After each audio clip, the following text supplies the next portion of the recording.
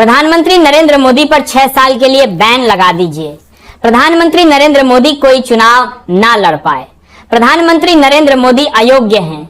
यह याचिका दिल्ली हाईकोर्ट में साल 2024 में ही लगा दी गई थी, जिसके मामले में दूसरे 5 लगातार शानदार बाद देश में बवाल समझ गया। लोग प्रधानमंत्री नरेंद्र मोदी की डिग्रियां पूछने लगे। दोस्तों, मांग ये की गई थी, द हिंदू के अखबार में ये खबर भी छपी, जहां पर ये मांग की गई थी कि नरेंद्र मोदी पर 6 साल के लिए बैन लगा दिया जाए, क्योंकि नरेंद्र मोदी जातिवाद कर रहे हैं। नरेंद्र मोदी जातिवाद को बढ़ावा दे रहे हैं, धर्म के नाम पर वोट मांग रहे हैं। इसीलिए नरेंद्र मोदी को अयोग्य ठहरा दिया जाए। मोदी जी की डिग्रियां फर्जी हैं। मोदी जी ने झूठा हलफनामा पेश किया है।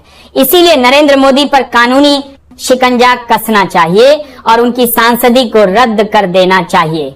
दोस्तों, ये मांग साल 2024 में की गई थी और 30 अप्रैल 2024 को यह खबर देना हिंदू में भी छपी थी। देख लीजिए, सबूत के तौर पर लिखा भी है। दिल्ली हाईकोर्ट ने पीएम मोदी पर 6 साल के चुनाव प्रतिबंध की याचिका खारिज कर दी। दिल्ली हाईकोर्ट ने कहा कि नहीं, हम मोदी जी पर एक्शन नहीं ले सकते, हम इस याचिका को खारिज करते हैं। जिस याचिका में 6 साल के लिए मोदी जी पर प्रतिबंध लगाने की मांग की गई थी, दिल्ली हाईकोर्ट ने याचिका खारिज कर दी। जिसके बाद दोस्तों, देश में नरेंद्र मोदी की डिग्री को लेकर के बड़ा तमाशा हुआ, जहां वहां पर लोगों ने कहा कि मोदी जी पढ़े लिखे नहीं हैं।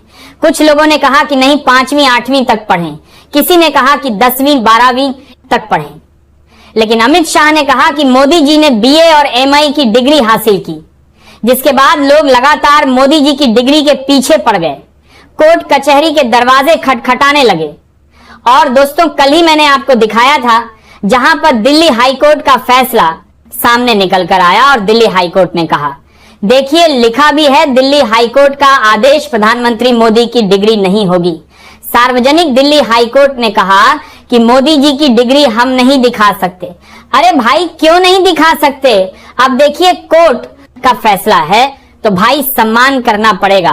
माननीय न्यायालय ने जो कुछ भी कहा है ठीक ही है, लेकिन क्या लोकतंत्र में ये जानने का अधिकार नहीं है कि हमारा राजा कितना पढ़ा लिखा है? अगर जानने का अधिकार है तो जनता को क्यों नहीं पता है? डिग्री क्यों छिपाई जा रही है? कहीं इसके पीछे का कारण मोदी जी की सांसदीय तो नहीं है?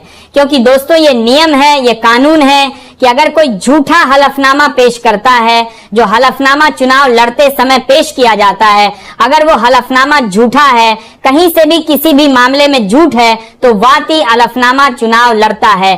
सांसदीय विधायकी जो भी आपका चुनाव है वह रद्द कर दिया जाएगा और आपको हटा दिया जाएगा आपके पद से। यह नियम है।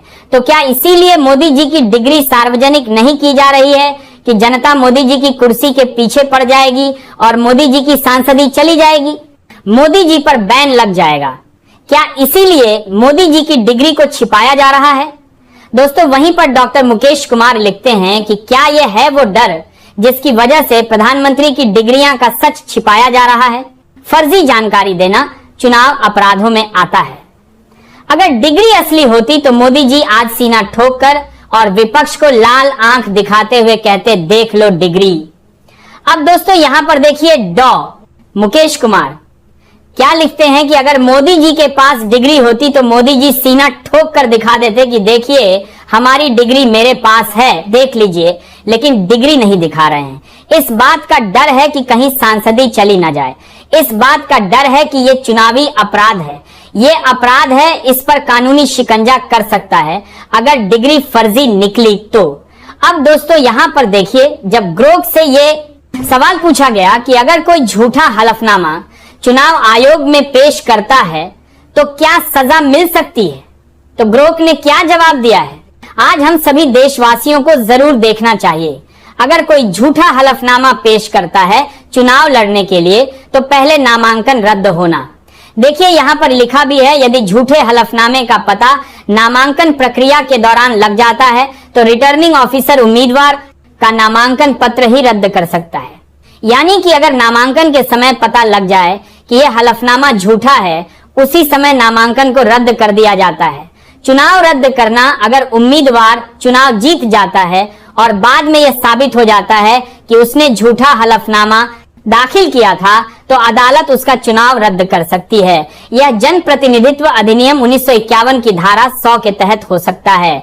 अब देखिए, अगर कैंडिडेट जीता है जिसने झूठा हलफनामा लगाया है तो चुनाव रद्द कर दिया जाएगा। कानूनी कार्यवाही भी इसके बाद पर होती है। लिखा है, झूठा हलफनामा देना भारतीय दंड संहिता आईपीसी की धारा 191 और 192 के तहत झूठी गवाही और दस्तावेजों में हेराफेरी माना जाता है। इसके लिए सजा के रूप में 7 साल तक की जेल और यह जुर्माना भी हो सकता है। चुनाव लड़ने पर 12 है जुर्माना दे के लिए मतदान ताग्रेता अयोग्यता यदि झूठ साबित हो जाता है तो उम्मीदवार को जन प्रतिनिधित्व अधिनियम 1951 की धारा 8A के तहत भ्रष्ट आचरण के लिए अयोग्य ठहराया जा सकता है। यह अयोग्यता 6 साल तक हो सकती है, जिसके दौरान वो कोई भी चुनाव नहीं लड़ सकता। और यह देखेंगे, माकदोनी सो काम करते आचरण नीति आयोग याचिका 2024 में लगाई गई थी कि नरेंद्र मोदी को अयोग्य ठहरा दिया जाए क्योंकि वह धर्म के नाम पर वोट मांग रहे हैं। वह झूठा हलफनामा चुनाव आयोग में पेश करके चुनाव लड़ रहे हैं। इसीलिए मोदी जी को आयोग ठहरा दीजिए और 6 साल की बैन लगा दीजिए। देखिए, सार्वजनिक विश्वास का नुकसान, झूठे हलफनामे का खुलासा होने पर उम्मीदवार की साख और सार्वजनिक विश्वास को गंभीर नुकसान पहुंचता है, जिससे उसका राजनीतिक करियर प्रभावित हो सकता है। क्या इसीलिए डिग्रियां नहीं दिखाई जा रही हैं कि कहीं हलफनामा झूठा ना साबित हो जाए? और अगर हलफनामा झूठा साबित हो गया तो मामला फंस सकता है, साख दांव पर लग जाएगी, कुर्सी चली जाएगी। क्या इसीलिए डिग्री को छिपाया जा रहा है? आज दोस्तों, तरह तरह के सवाल उठ रहे हैं जिसका जवाब शायद किसी के पास नहीं है। कानूनी आधार क्या हो सकता है? अगर डिग्री फर्जी निकली या हलफनामा फर्जी निकला, जो हलफनामा पेश किया गया है, अगर वो झूठा निकला तो कानूनी प्रक्रिया क्या होगी? देखिए, लिखा है, जन प्रतिनिधित्व अधिनियम 1951 की धारा 33A के तहत उम्मीदवार को अपनी संपत्ति, आपराधिक रिकॉर्ड और शैक्षणिक योग्यता के बारे में जानकारी देना अनिवार्य है। यानी कि जो कोई भी चुनाव लड़ता है उसे अपनी शैक्षणिक योग्यता यानी कि कितनी पढ़ाई की है यह बताना पड़ता है। उसने कितने अपराध किए हैं, अपराध का रिकॉर्ड भी दर्ज कराना पड़ता है और अपनी संपत्ति का ब्यौरा भी दर्ज कराना पड़ता है। तो मोदी जी ने भी अपनी शैक्षणिक योग्यता हलफनामे में पेश की होगी। अपनी संपत्ति, अपने आपराधिक रिकॉर्ड को मोदी जी ने भी नामांकन के दौरान हलफनामे में लिखा होगा। सुप्रीम कोर्ट के निर्देश क्या है? 2002 में सुप्रीम कोर्ट ने आदेश दिया था कि उम्मीदवारों को हलफनामे में पूरी और सही जानकारी देनी होगी। गलत जानकारी देना गैरकानूनी है। देख लीजिए, सुप्रीम कोर्ट ने भी साल 2002 में ही कह दिया था कि जो हलफनामा आप चुनाव के दौरान प्रस्तुत करेंगे वो सही होना चाहिए।